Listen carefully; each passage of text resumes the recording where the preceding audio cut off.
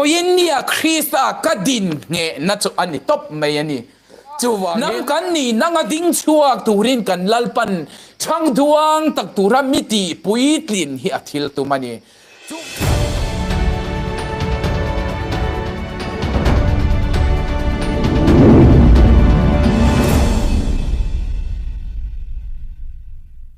zetani chu wangin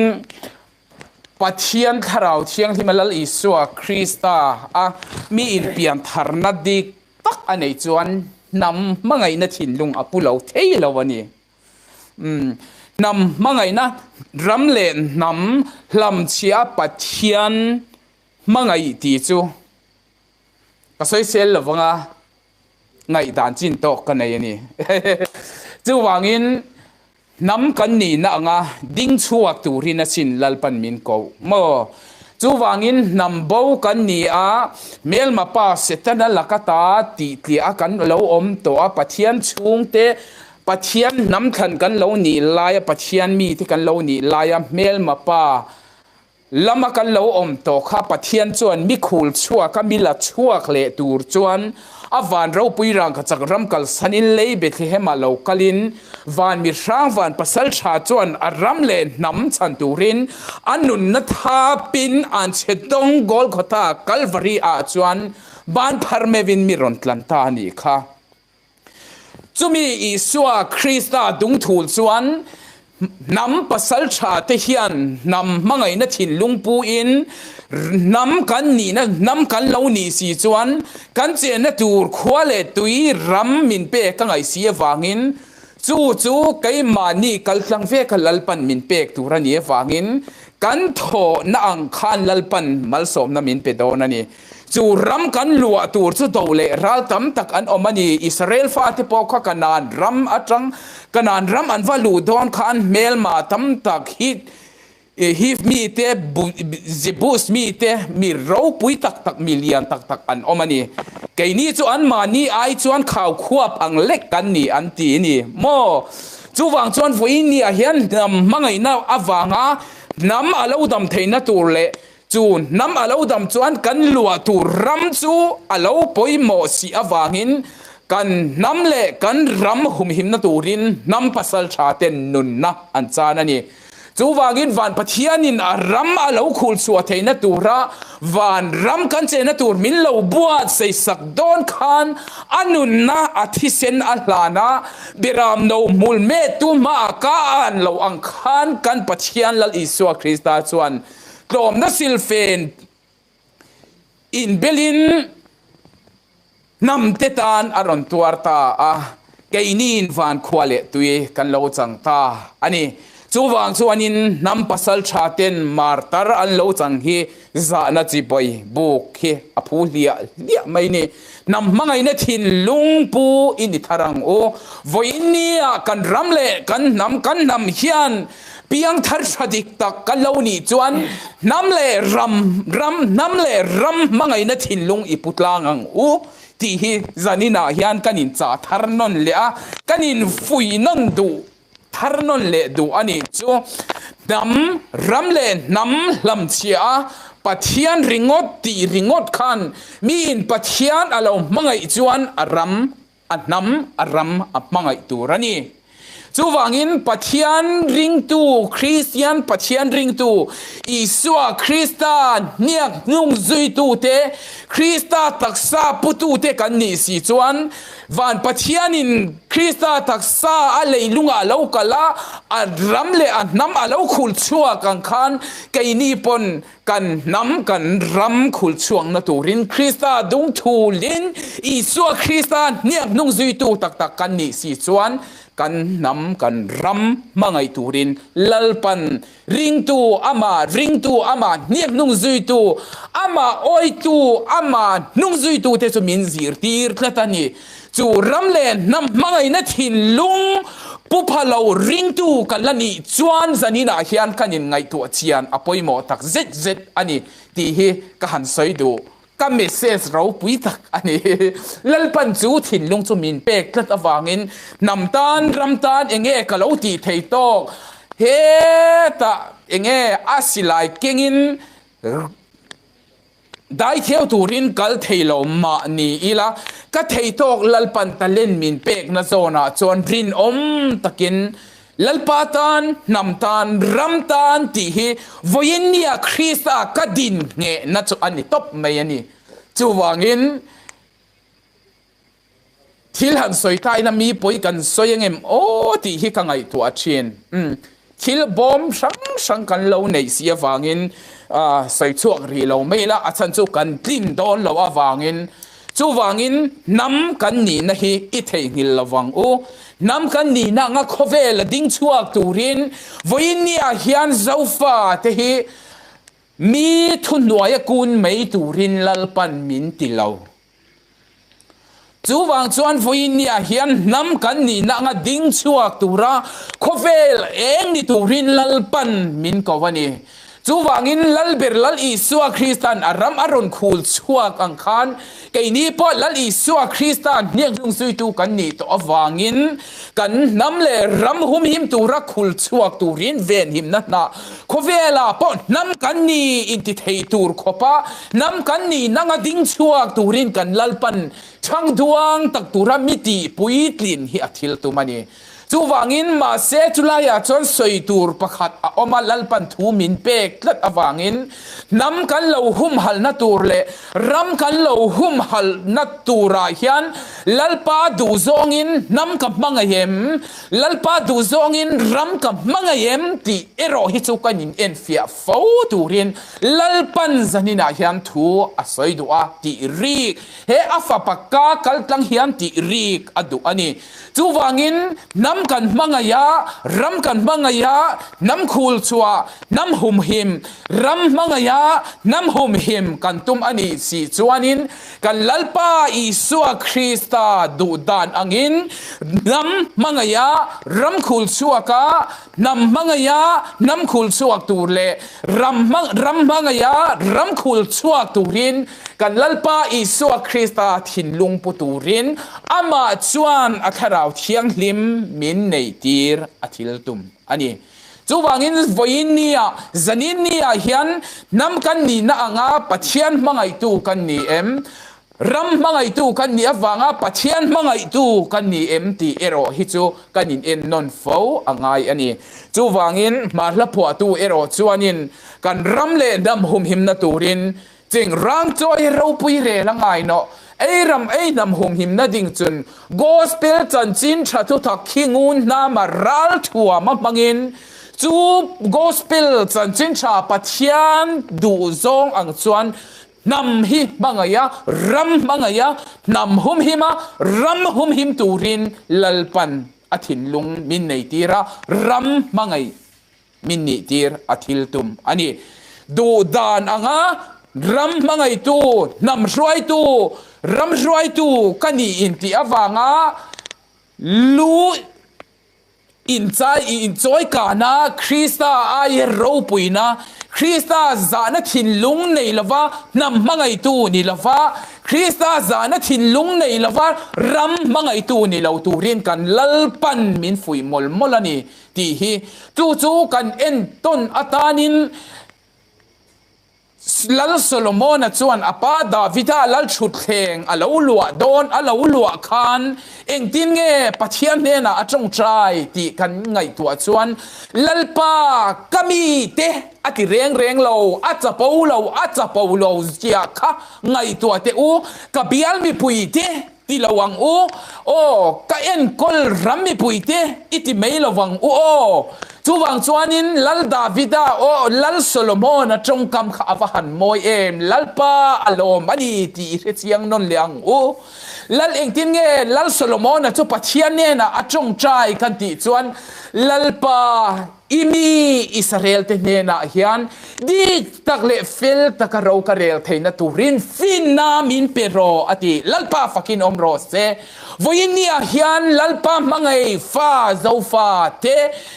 Nammi pui te hilalpa mangai fa te kania wangin nammi pui lalpa biram te en kol tu rin ram ruai tu dam ruai tu te hi inni na hi thei hil reng su o lalpa ai o avo india hian namta na lalpan adin chuatir che winni awangin namte ma hian namte chuwa hian iluling reng su lalpan a hersok mayang cheu ti hi lalpa o thu chuak ani e chuwangin lalpa Krista zana thilung pu in lalpa dam ruai tu ram ro rel tu kan assembly house ro rel tu kan lo ni emo nam ruai tu kan lo ni emo dam in pui paite in pui tha do in pui mar in pui lu sei in pui ro rel tu in pui na chan vo ram puma ro rel na ani lo le a constituency anga a bial anga ruai tu kan lo ni pon lalpan atsia lot abiram atsia lo abiram te enkol tu ra atsia lo a arwa in cheu in ni awangin in chong chai na tur chu lalpa imi zofa te ne na hian dik tak le fil takaro karel theina turin fin namin pe ang che nam te lungmol nang ma awanga fin an lo nei theina turin lalpa imi te chunga fil tak le thiang lim taka ro karel theina turin fin namin pe ang che iti fawang u chu lalpa lom zong ani awangin chumi huna nam ruai tu ram ruai tu ten pachian de na include luta nam mangai na ram mangai na tak Krista lalpa in nei huna chuan kan namle kan ram hian malsom na adong don ani rammi puiten dammi puiten malsom na kan tonga kan ramle kan nam chu mi o be na nuaya om to lovin nam kan ni nangin kan lalpa isua Krista vin ro rel na ko ki a ro rel na ko ki chu kan lalpa chunga ang a om tonga chuanin nam kan ni na angin mi te obe na noya divide and rule policy mangin kan ramle kan nam hi mi lo obe na mi lo chendarin mi lo obe to poni se chu chendara kan om to chu Krista du dan anga Krista thilungpu a lalpa David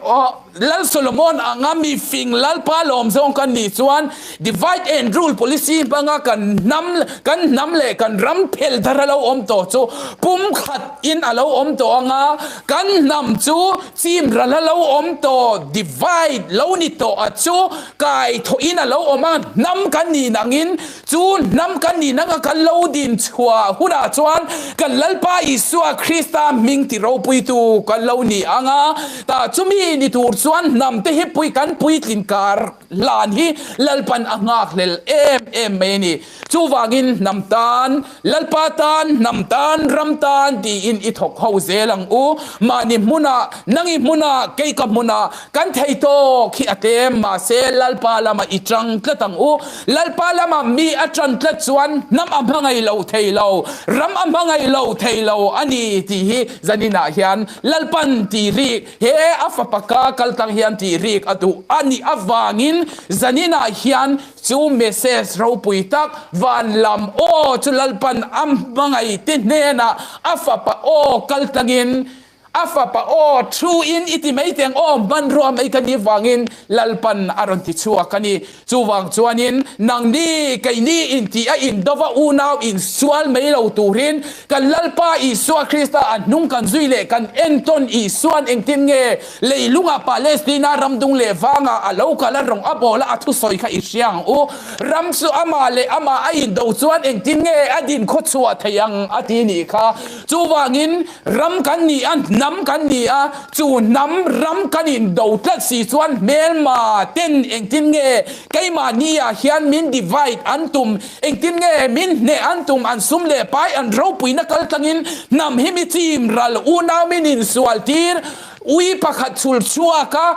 naute som pani lai lo nei atu khuma kanin mana kanin anbur kanin nor kanin sualtira ato pani se chiamang hian melma mi divai tu le mi chimral tum tu te hian min bei ani an sumle paen hausak namangin nam hi min sualtira unaw minin ngei tir lo hi until tu mani chu melma pa malak nani iti ti hi i hai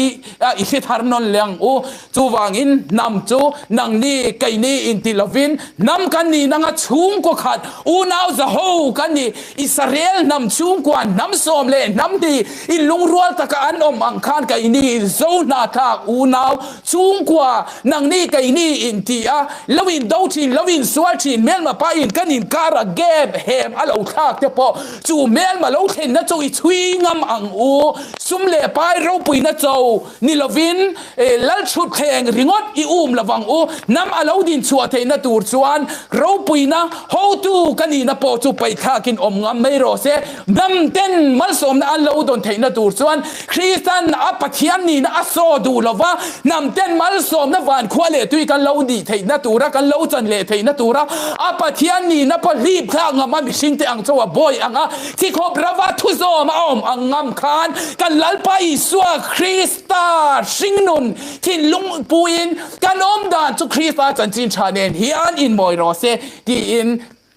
thu kan han ti top ni ro se lalpan ngai thatu viwar te zong thin lunga tam takin lalpa tan nam tan ram tan malmin som sak ro se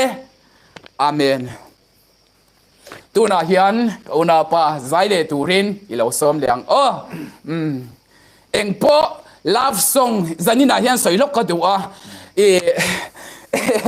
kan zoram ring tu iswa Krista Christian ti hian i thil hel kan nei china soifia lok ka du ani love song kan ti te hi pathian hla ni lo chu kan han hel ngal ringut mai ani chu hei hi poi khop mai pathian le mi hing te in kara pathian hla mangai na love song a om bokani chuan chong trai na hla a om boka lom thu soi hla a om bokani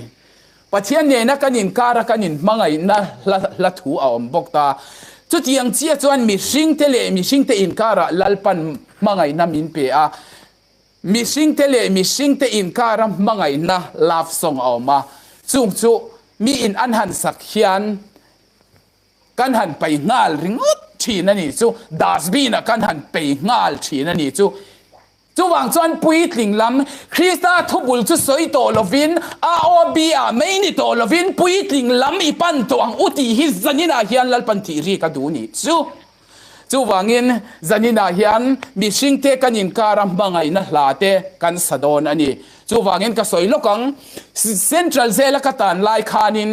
pathianin kan nu na a bangai na min mu tir te amangai na bia thu avan ro pui rang ka chakram kal sana leilunga wak vai taka chon tu po ngai sak tu po lo pathian tu po an om lo lai thu ka hiat chu atheina turin sp bimal som tluang il hasak chur kha kai zai rela ka di to na chuan lan nang che ariang lung mol bia thu tui ang nem bangai bia thu min lan le la lung run ti chuan mo du lai nang ngai ban zai ka rel ma na ti lai mang hian pathian in min betlat ani chu mi om zia chu kai ni chu nula mei chia mi sing te chu pathian la ka chang chuan kan ni ta ni chu ta chuan in mangai na bia thu min hlan donin avan ro pui rang ka chak ram kal sanin leibit hema palai bong te lal isua Krista chu alo chuk ta ni chu mangai bia thu mi ron hlana ma se oi tu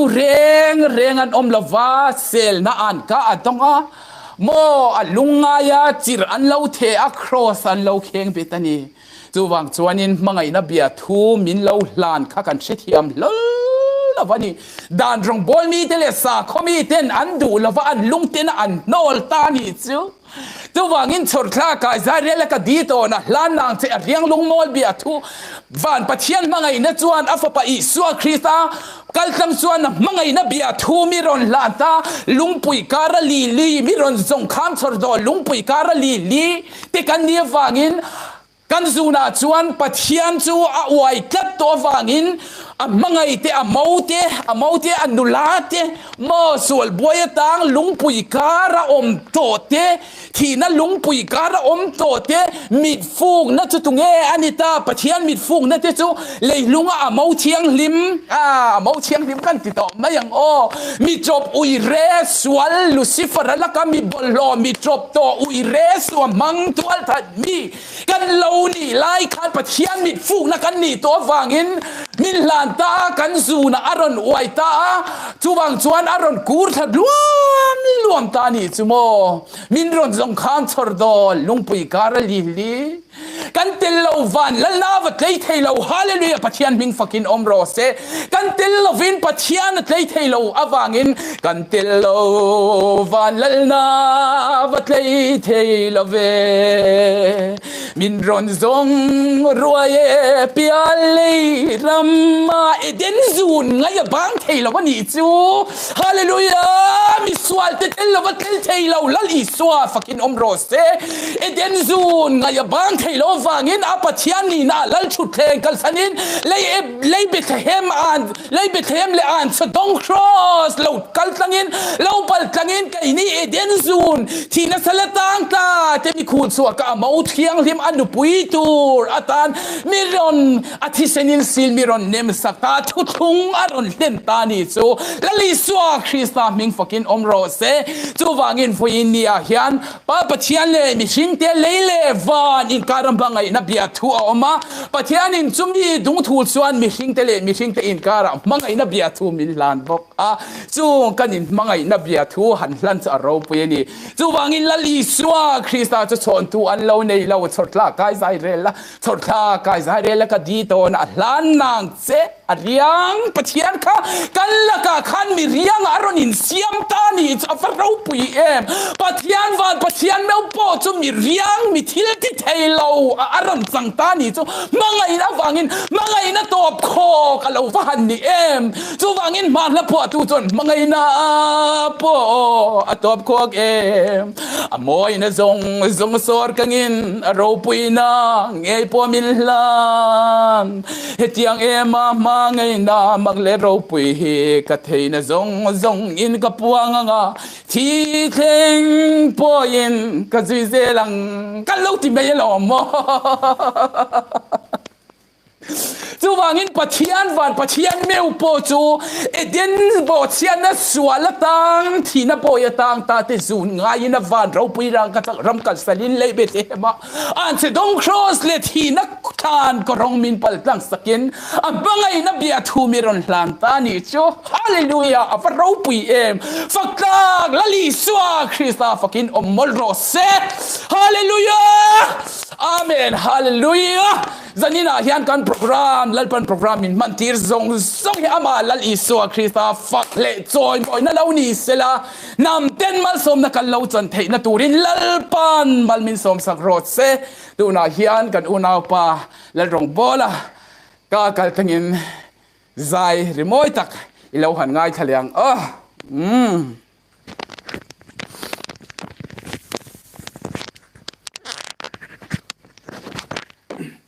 le kan no me kan ngai that teu to ka soi tam lawang ka zai nal do no mel thalal nu ti la kha karon sadona intiam te karing e chiwan lan lan la tun lai ka la thar ani chu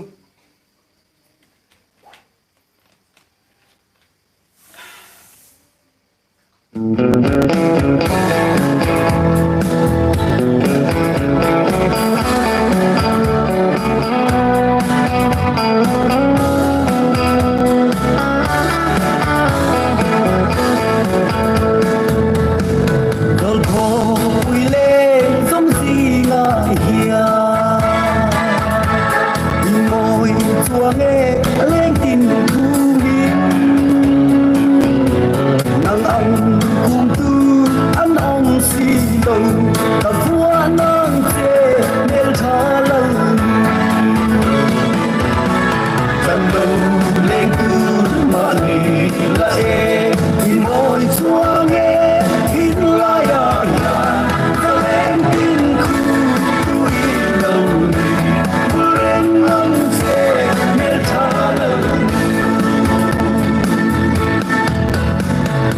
sa mela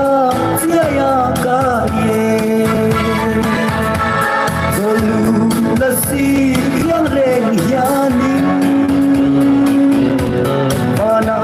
ngel zong te po kianin an kum long te mel chalal kan lu le tu mani la e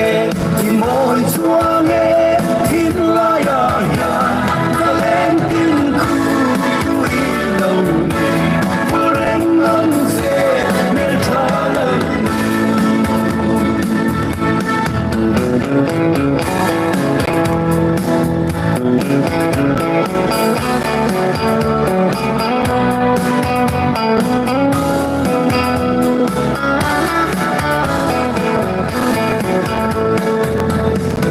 Amin an sil mangai di an Kat thang chin che tin lai ru ka Kom ve la til moi tam ma se Ki moi tua nge nel tha lan Kan đông le tu ma ni la e Ki moi tua nge tin la ya ya Ka len tin khu tu i lo ni Pu reng ang se nel tha lan Itan han ting dong fe i lang Nang len him te an len dun hi He lei se om nung ngai na hi Tan pia ra lam a chang ye yang Kan dong le tu ba ni la e Ni moi chuang e tin la ya ya Ka len tin khu tu i lo ni Pu reng ang se mel tha lan Ka len tin khu tu i lo ni Pu reng ang se mel tha lan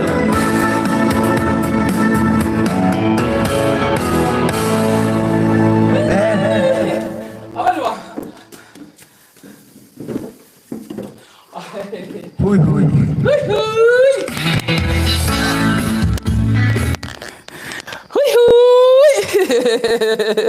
apa dua em jadi tu mo lal pazara kan pasim em tu wangin vul ringang mel tha lal no lali su kristan namte sual boyeta chim pila chul to tikha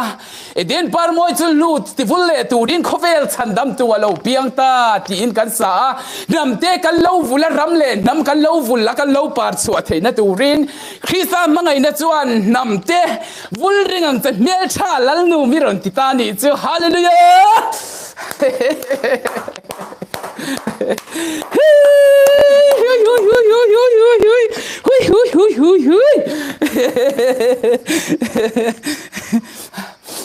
Krista mi ta chuan mitling lo mitlak lo uire mang suam mang zu in mang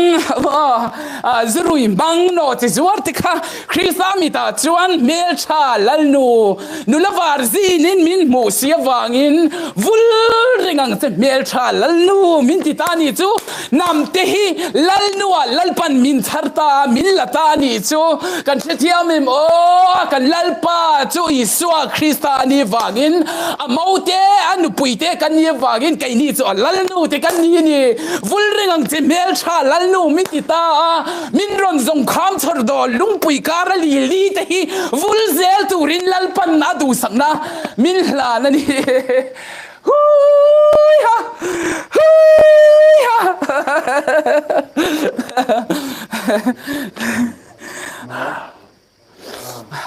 abarau pui em vulzel turin namte lalpan kan lalpa kan pasal Krista chuan vul rengang che mel chalal nu mi bol lo no ti zuar ui re mang te mi bol lo te kha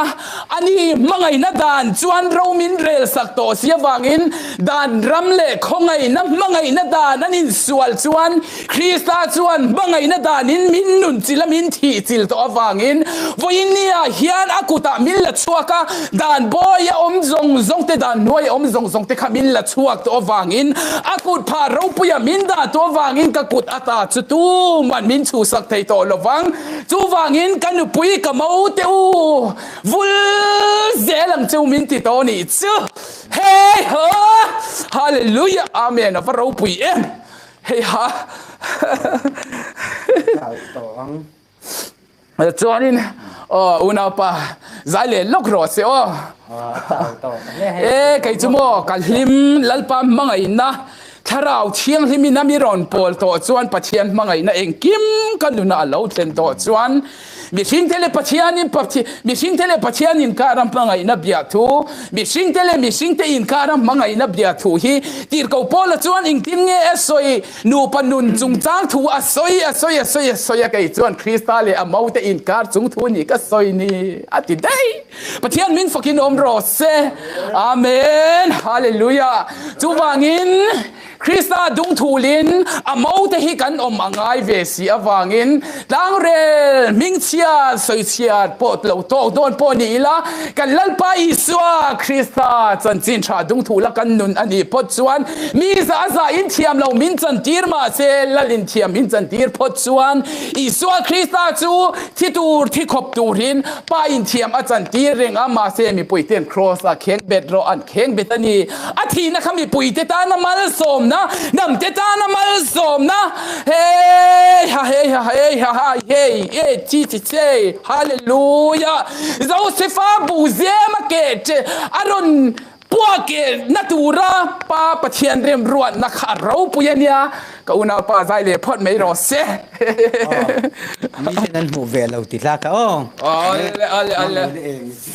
jam chi yang o le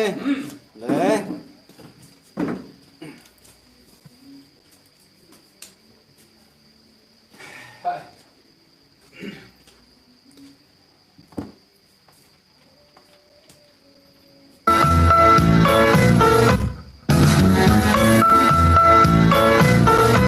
cho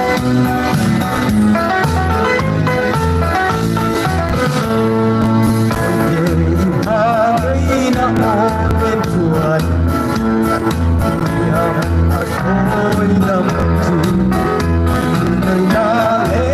lỡ